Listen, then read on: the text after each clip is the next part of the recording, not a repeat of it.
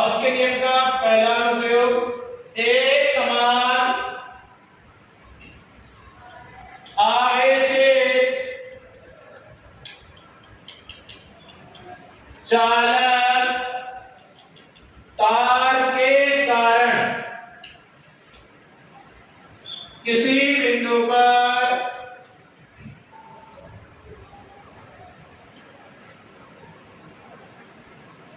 विद्युत क्षेत्र की तीव्रता, मतलब आपको कोई एक चालक तार दिया हुआ है जो एक समान रूप से आवेशित है। मान लेते हैं कि L लंबाई के किसी चालक तार पे Q आवेश समान रूप से फैला हुआ है। जैसे मान लो यहाँ पे आपको एक कोई चालक तार दिया गया है, ये हो गया चालक तार। इस चालक तार पे कैपिटल Q आवेश है वो समान रूप से फैला हुआ है। आपको इसके कारण इससे लंबवत r दूरी पर स्थित बिंदु P पर विद्युत क्षेत्र की तीव्रता ज्ञात करनी है। तो उसके लिए सबसे पहला काम आपको जो करना होगा वो ये है कि आपको इसके लिए गाउसियन पृष्ठ की रचना करनी होगी। और गाउसियन पृष्ठ की रचना करने से पहले आपको कुछ चीजें याद होनी चाहिए।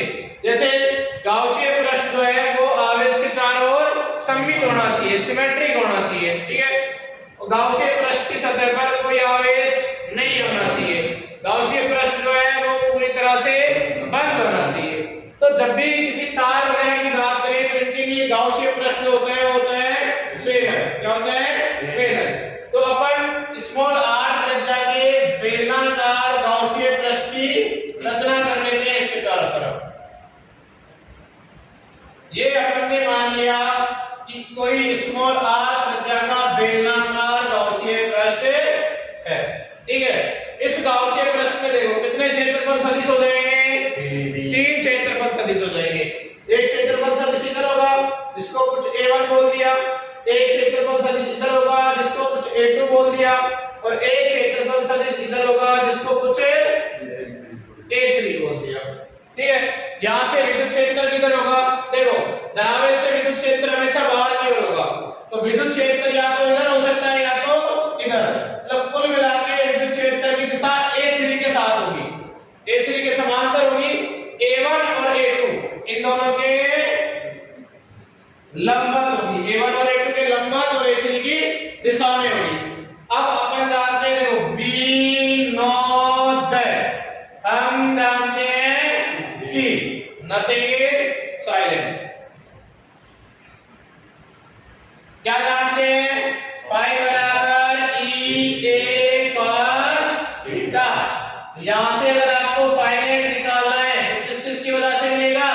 Phi 1 plus phi 2 plus phi 3। देखो इस बेलनाकार गाउसियन पृष्ठ से निकलने वाला कुल विद्युत फ्लक्स है फाइनाइट। वो कहां से निकलेगा? a1 क्षेत्रफल से फाई 1 निकला, a2 क्षेत्रफल से फाई 2 निकला, और a3 से फाई 3 निकला। फाई 1 फाई 2 और फाई 3, तो वैल्यू क्या हो जाएगी? फाई का सूत्र ये है, तो फाई 1 का सूत्र लगाएंगे। देखो फाइनाइट बराबर e a1 cos theta plus e a2 cos theta plus e a3 cos theta. अपने को पता है a1 और a2 के लिए थीटा कितना होगा? 90। cos 90 की वैल्यू कितनी होती है? 0। मींस ये वाला फ्लक्स 0 हो जाएगा और ये वाला फ्लक्स क्या हो जाएगा?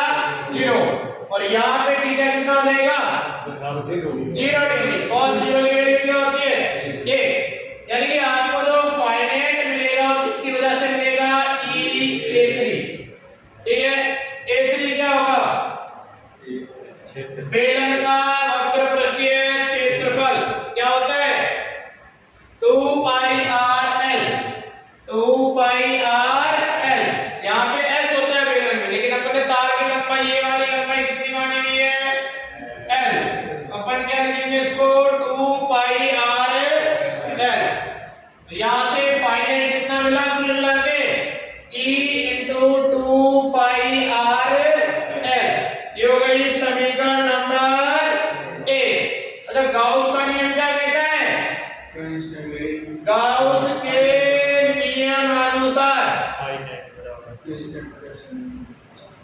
फाई नेट बराबर क्यू इनसाइड बटे एप्सिलॉन नॉट। ये हो जाएगी समीकरण नंबर 2। तो समीकरण 1 में 2 से समीकरण 1 में 2 से देखो यहां से फाइनाइट की वैल्यू मिली, यहां से भी फाइनाइट की वैल्यू मिली, दोनों समान होंगी। तो अपन कह सकते हैं E into 2 pi r L बराबर हो जाएगा Q इनसाइड बटे एप्सिलॉन नॉट के। ठीक है, यहां से अगर आपको E निकालना है, क्या चाहिए आपको? विद्युत क्षेत्र की तीव्रता चाहिए E। तो देखो E बराबर क्या हो जाएगा? E बराबर Q इनसाइड बटे एप्सिलॉन नॉट मल्टीप्लाइड बाई, यहां पे जो जो चीजें गुणा में है वो सब इधर बटे में आ जाएगी। ये हो जाएगा 2 पाई आर एल। कोई दिक्कत?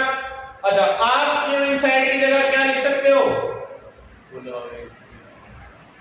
Q इनसाइड बराबर क्या हो जाएगा? लैम्डा एल लिख सकते हैं। लैम्डा क्या है यहाँ पे? रेखीय आवेश घनत्व, और एल लंबाई में फैला हुआ है, तो Q इनसाइड बराबर क्या हो जाएगा? Lambda L.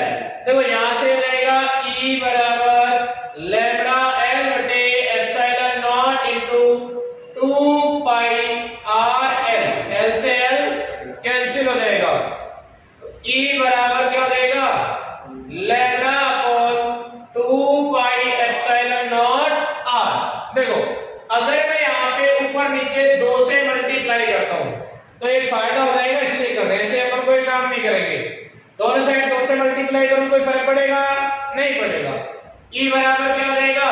2 times of lambda बटे 4 pi epsilon not into r. आपको पता होगा 1/4 पाई एप्सिलॉन नॉट बराबर होता है K। कुल मिला के अपन इसको क्या लिख सकते हैं? E बराबर 2 टाइम्स ऑफ K लैम्डा बटे R। ये किसी भी चालक कार के कारण उसके लंबवत बिंदु पर विद्युत क्षेत्र की तीव्रता को प्रदर्शित करेगा। देखो ये चालक तार के लंबवत बिंदु पे विद्युत क्षेत्र की तीव्रता जो है उसमें तार की लंबाई का कोई प्रभाव नहीं पड़ेगा। यहाँ पे देखो L है क्या? नहीं है। तो तार की लंबाई 1 मीटर हो, 2 मीटर हो, 5 मीटर हो, 10 मीटर हो, उसका कोई प्रभाव नहीं पड़ेगा। प्रभाव किस चीज का पड़ेगा? उसके घनत्व का और बिंदु की दूरी का। जितनी दूर जाओगे आप वैसे वैसे तीव्रता कम होती जाएगी। तो दिक्कत आएगा